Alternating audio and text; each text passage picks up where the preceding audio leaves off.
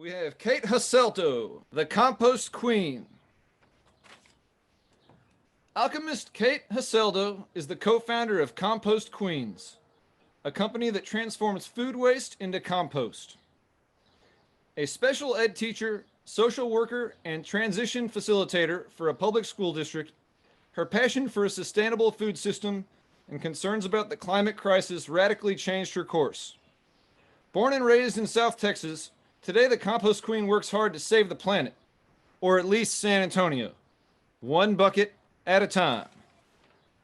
Ladies and gentlemen, Kate Jaceldo. Hi, thanks for having me. So I'm gonna talk about how growing a business is a lot like growing a garden. So I'm ready. You may be familiar with pictures like this in the news recently. It's an illustration of our broken food system that's becoming more obvious in the wake of COVID.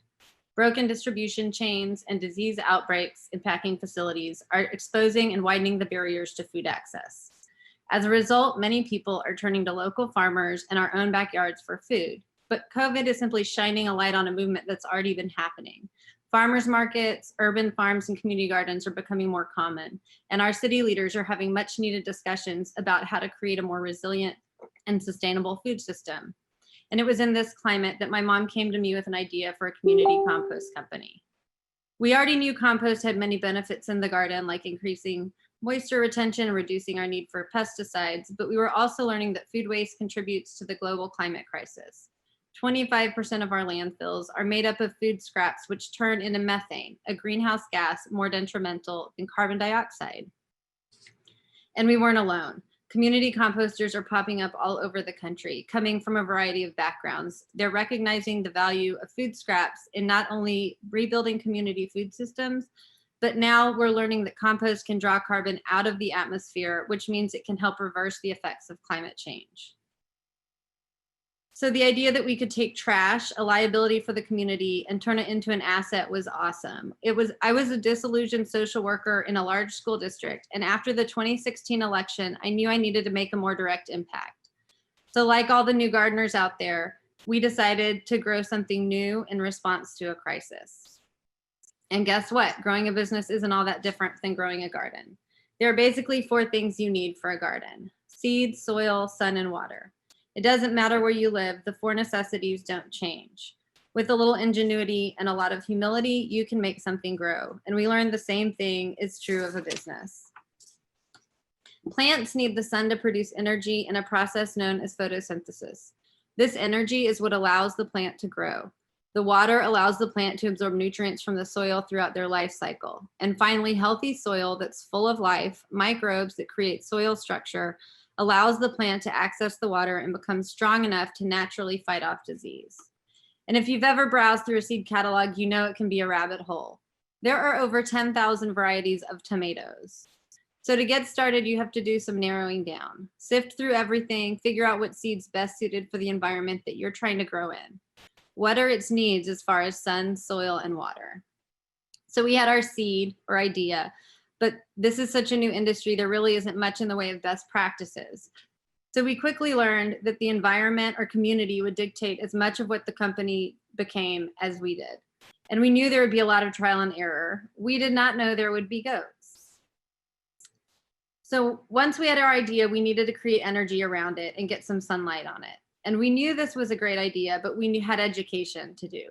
We quickly learned that while some people would sign on just because it was the right thing, most people needed more. What was in it for them? Why should they care? And was it going to be gross? So we gave workshops for anyone who would have us. Schools, community gardens, offices.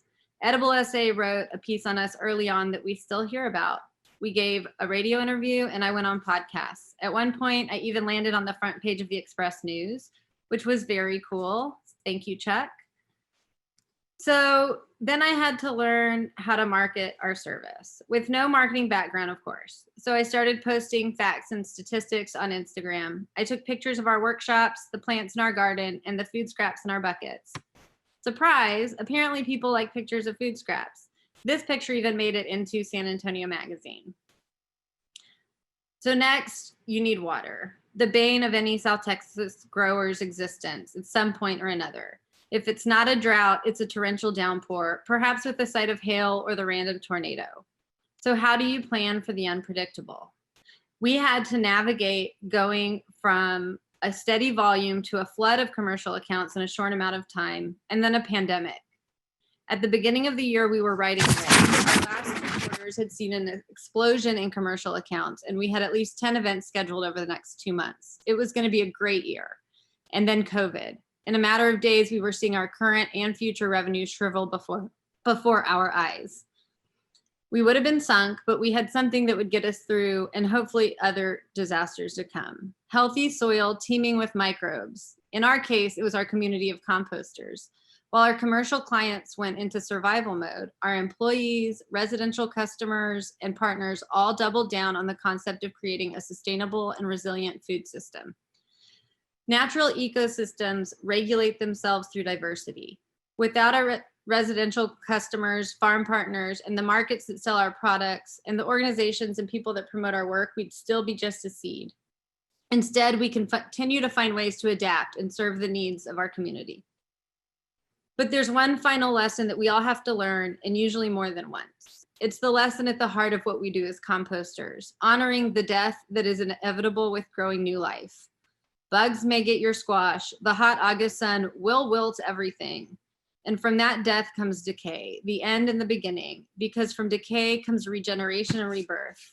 And ultimately, it's this rebirth that we're after. It's what we were looking for when we decided to start Compost Queens. It's what you're seeking when you plant a garden. It's what's happening across our country as we recognize the unjust systems that have terrorized Black communities since our nation's birth. It's how we continue to remake our communities when they're hit by devastation, disease, death, and now despotism. It's a universal truth that without the death and decay, we would never have new growth.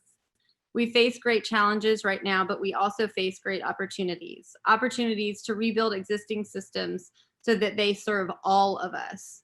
So I encourage you all to keep seeking life from death, rather than despair when things go wrong, because they will. Find ways to grow. Grow hope, grow community, grow plants, just keep growing. And I'll leave you with the words of poet and activist Nikki Giovanni. Everything will change. The only question is growing up or decaying.